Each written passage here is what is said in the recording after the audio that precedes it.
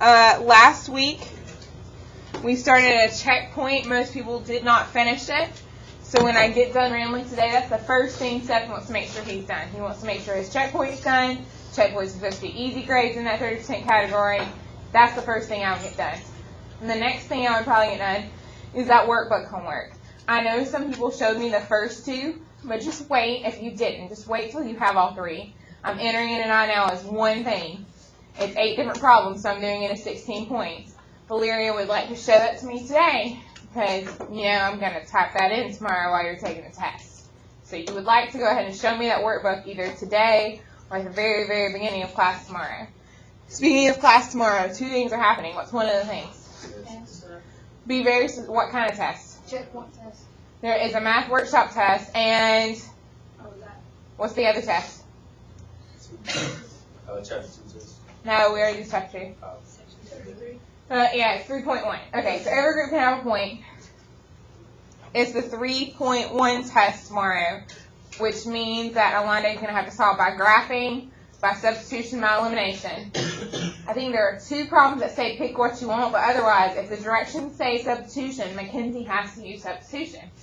Now, can she check herself by also doing elimination or graphing and make sure she's not crazy? Of course. But if it says substitution, Mackenzie better use substitution. Okay, I looked at the test. I took it this morning. I made you a deal that if there are any decimals, I would tell you. There aren't any. And in fact, on what I'm going to give you today as your study guide, no decimals on that either.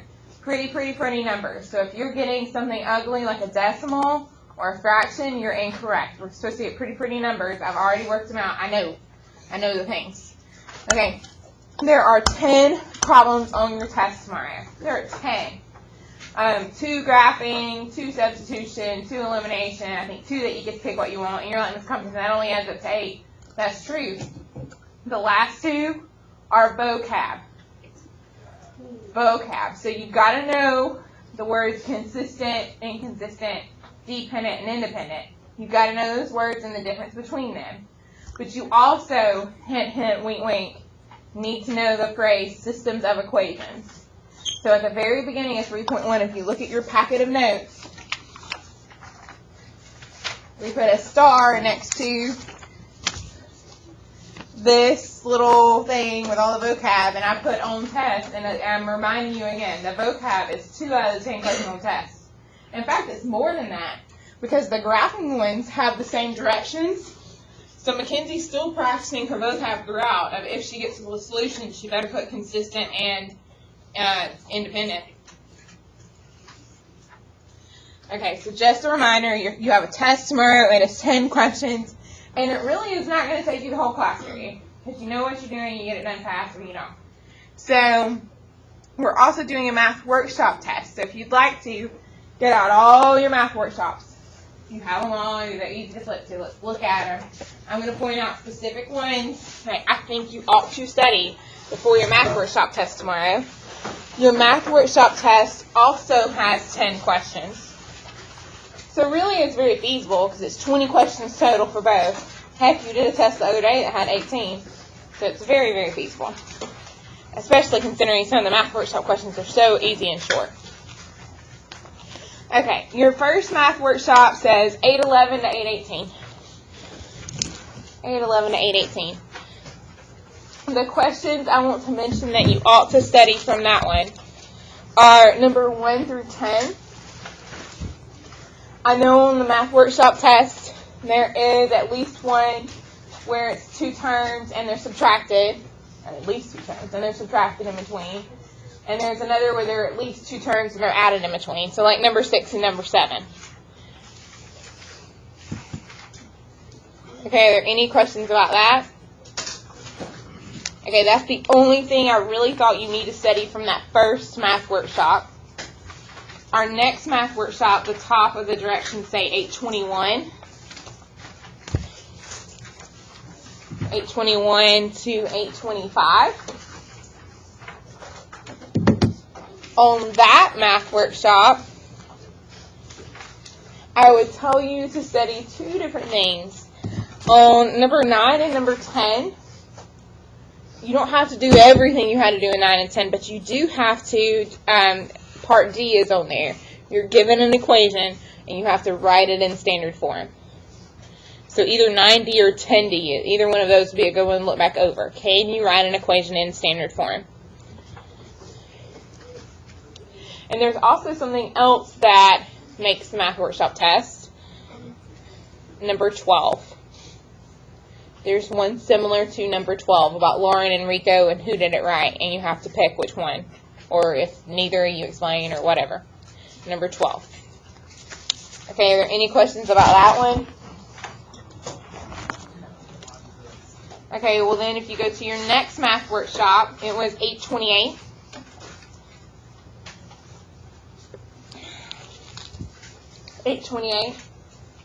And my note to myself, again, I got out the Math Workshop test and my Math Workshops and looked through and compared. So my note to myself was that there is a cue like 1 through 5 or 1 through 4. No, it's 1 through 5. 1 through 5 where you have to FOIL. There is a FOIL cue. So maybe Patrick just wants to put a star next to number 1, so he'll just practice FOILing really fast. The first, outer, inner, last. When you multiply two binomials. 3u times u is first, 3u times 2 is outer, 7 times u is inner, 7 times 2 is last. You want to look at mine? Okay, so you need to study a FOIL question, especially if FOIL's left your brain. And then I put a star next to number 18, and then my note to myself is really terrible. It says sorta, kinda, but not really. So, I did not make the Math Workshop test, and I'm not trying to hate on whoever did. But the last question on the Math Workshop test doesn't look like any exact questions from our Math Workshops. But which one does it remind me of thinking like? This one, number 18, about which one doesn't belong. It's got that same thought process to me. But is it verbatim? Oh, no. It is not exactly on that Math Workshop test. And you would say, Ms. Compton, why can't you just change it? No, because we're departmentally all given the same Math Workshop test, and I'm not going to be the rebellious one. So, no, not happening. Okay, our next Math Workshop says 9-4 at the top. On that one, I would say study question 1 or question 2. And it's a little different than that. On the test, what happens, it's like a combo between the two. On the test, you're given a graph, like a V for absolute value, and you have to ID who is the parent. So you're given a graph, and you have to say absolute value is the parent, linear function is the parent, constant function is the parent.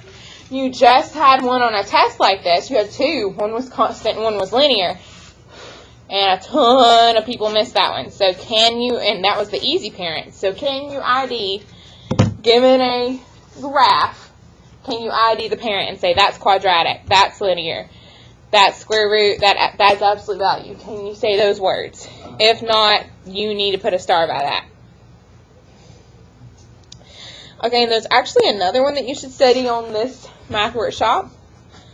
It is number 4, about, and what happened in the real test is you're given a graph, and they ask you whether or not it's a function. How do you tell if something's a function given a graph? What do you use? The vertical line test. So Seth's going to say, yes, by the vertical line test, this is a function. No, by the vertical line test, this is not a function. And then he's already gotten 1 out of 10 correct, just like that.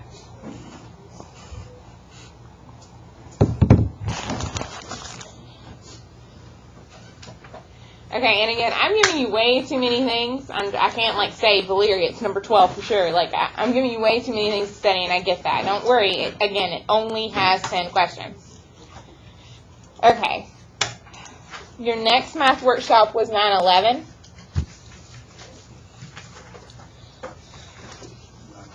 On the 9/11 Math Workshops, I guess I would study 5 simplifying radicals. I am going to tell Braxton this. One of these radicals does make the test. So 7 through 12, one of those does make the test. But I'm going to tell Gracie in just a second how it's not exactly what she wants. Okay, and then I would also tell you to study the top 6, the factoring ones. There is one factoring cue, And then, so I believe that's all my notes to myself. So I get Braxton had other math workshops after that. He had a 918. He had a 929. He had a 10-2 as of today. But let's face it, a lot of those were still just factoring ones at the top. So if Braxton's worried about factoring, maybe he should keep studying the factoring ones. If he's worried about radicals, maybe he should keep studying the radical ones. But I feel like if he's comfortable and he just studies the one I'm suggesting, then he'll be fine. Okay, are there any questions about this? Then we need to look at your math workshop for today. Okay. I'm guessing the person who made the math workshop test assumed we would be completely done with this entire math workshop when we took the math workshop test. Whoever they are, they'd be crazy. So there's one on the math workshop that looks like, let me make one up. It looks like something like this, which is terrible because we've not done any like this with any variables. We've only done ones with numbers. So if that's going to freak you out, you will get most of your points. I'll give you 7 out of 10 points. 7 out of 10 points. If Seth wants to ignore the variables and just simplify 24 and say, oh, well, 24 is 4 times 6, so that's 2 square root of 3, I'll give him 7 out of 10 points because I don't think it's very fair for me to today tell Seth something new and let's go for it. But again, if Seth's wanting the full 10 out of 10, these variables are easy to deal with. So we're going to talk about how to deal with them right now. But if Seth can at least do this, I did that wrong. Thank you. I knew I did. Thank you, ma'am. I knew if your hand was up, it's for a reason. Whew. That should be a 6. She's in your group anyway. Give a point for her. Oh, you get a point for when I access them. Yeah. Then you asked me how to foil, so, you know. Okay. Oh, God. So, if you're wanting the full 10 out of 10, the 7 out of 10 is not good enough for you. You want the full 10 out of 10. Dealing with the variables is actually really easy. We have to look at the exponent. If it's even, it makes life super simple. If it's odd, not so much. So if it's even, we just divide by 2. So 2 divided by 2 is 1. So an x would get to come out. So it would be 2x. And then we got to worry about the y in just a second. So if it's even, just divide by 2. If it's odd, well, if we divide 3 by 2, how many do we have left over? 1. So that one guy who's left over and doesn't have a pair, he stays under the radical. So our answer ends up being 2xy square root of 6y. Let me explain that again. X squared was even. 2 divided by 2 was 1. We pulled out a 1x, x to the first. Y to the third was odd. We did y to the third divided by 2. We got 1, but we had a remainder of 1y, so we left that remainder guy inside.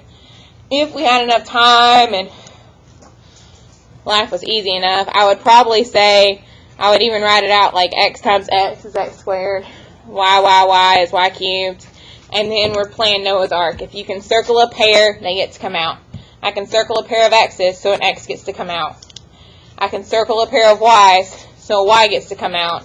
Since that y doesn't have a match, she doesn't get to leave the house on a date. So you could write it out like that. But again, I'm praying that you've done this before in your previous math classes so you don't have to.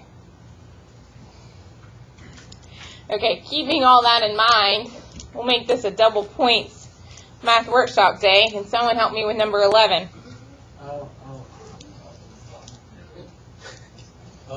M to this, bring out M. Right? Yeah, bring out M. Ma'am? Yeah, it's going to be m to the second. So again, if you want to write it out as the 4 m's underneath the house, and you circle the pairs, yes, Seth's right, 1 pair of m's gets to come out, but actually 2 pairs of m's get to come out, so it's m to the second. Or if you're understanding, it's taking too long. You're understanding your exponents, 4 divided by 2 is 2. Kelsey, you can have 2 points. Okay, number 12, d to the 5th. It's an odd one, so we're going to have someone left at home. What are we going to have? Okay, now I need more than that. So I'm going to have what? Okay, Archer, I'll let you handle it. D is second. And then what? Square root of D first. Okay. So, yes, if we wrote it out, 2 pairs of D's got to come out, but the 5th D was left at home. So it's D squared square root of D. So, Archer, you can get 2 points. Okay. So, and again, if Paige wants to write it out and do this circle buddy technique, that will always work. But eventually, like on number 14, H to the 11th, does she really want to write out 11 of those? Not so much. Okay, number 13. B to the what? 6? No, 9. No, 13. We'll give you the 1 point for the A to the 3rd. Can someone help me with the You B? gotta give me a second. I can't think of it. That's the morning time. Do it. Just B on the inside, because it's an odd one, but how many B's get to come out? 3. 4, because 9 divided by 2 is 4 with a remainder of 1. I So, always think about 3 times 3. 9. and again, if Paige wants to list out B, B, B, B 9 times, 1, 2, 3, 4, 5, 6, 7, 8, 9, 1, 2, 3, 4, 5, 6, 7, 8, 9. She can do the circle buddies thing. I've got 1 pair, 2 pairs, 3 pairs, 4 pairs, and then the 1 guy's left at home. You can write it out if you want to. It takes all day, but it'll always work. Kelsey, you can have a point for finishing that. Okay, let's go to 14. Just the 4th. G to the 4th, then what? Then H to the 9. I'm tripping. Yeah. You gotta give me a Okay, second, okay? Seth. 11. 11. Go down. What's the next? 10. Okay, 10 divided by 2 is? 5. So that's why it's going to be H to the 5th with an H left underneath. And then J to the 12th. What's 12 divided by 2? Okay. We'll give Seth that one. See, you just gotta give me a little bit of time. I can't think like y'all. Okay. 1 point. Yes, Arturo, you are volunteering for that last one? Yeah. Okay, and then if I were studying tonight, I would put a star next to number 15, because I'm telling you, I don't know who made the math workshop. Well, I do know who, and I'm not trying to throw them under the bus or anything, but they put one on the math workshop that has a number and a variable with X on it. Bless it, so it's a combo one, even though we've not practiced any combo ones until right now. But you're geniuses, so you can handle it. Yes, dear. 3W would be or 6. And what's left underneath? 2W. Okay, now he is correct. Let's talk about what he did, and you can have 2 for that. Let's talk about what he did. Okay, again, we can do this one thing at a time. You know 18 is 9 times 2. You understand that means it's going to be 3 square root of 2. So with the 18, I've broken it down. 9 times 2, square root of 9 is 3, so it's 3 square root of 2. As for the W, he's right. It's really W to the 12th times W to the 1 gives you W to the 13. 12 divided by 2 is 6. 1 W gets left at home because it's odd. He doesn't have a pair. So he is correct. And again, if Paige wants to write out 13 W's and just circle all the pairs and all the pairs get to come out, she can. But my gosh, that takes a while. Okay, are there any questions about this? Okay, then pull out your packet. Let's talk about what I want from you today. Besides the have I seen Seth's workbook and have I seen Seth's checkpoint, if Seth's group is wanting to get to the full 5 out of 5, because there's still definitely time for that, go to page 11 inside your packet. There are 7 questions. There are 7 questions on page 11 in your packet. Everyone at page 11? Okay, we need to change one tiny thing. Just because I want Arturo to fully practice the way it is on quiz tomorrow. On 1 and 2, you need to add some words. You need to use vocab to describe the solution. It's not enough for Kelsey to give me the order pairs. She's got to say consistent and inconsistent, dependent and independent, depending on what her thing is. So if I were you, I would add that to 1 and 2, because that's how it's going to be on the test tomorrow. On the graphing questions, Gracie has to use her vocab. Okay, we're going to call this the 7-problem assignment. We're going to call it your study guide for the test tomorrow. I'm going to post the key to it right as you leave the room. I'm going to post it probably before then on Google Classroom. Until then, until I actually post the key, here's a little help. It doesn't actually have the ordered pairs. However, it does tell you what you're supposed to get. For instance, when Seth sees inconsistent on number 2, what does that mean about his 2 lines? They're the same. Parallel. They're parallel because there's no solution. Okay, so if you see consistent and independent, that means you better get an actual ordered pair. And again, they're all pretty ordered pairs. Okay, does everyone understand all the many things I need? Okay, checkpoint workbook and this 7-page point thing. Alright. And I love you so much. You want to show this to me tomorrow because, let's face it, end of the 9, if Seth thinks about it next Monday, it's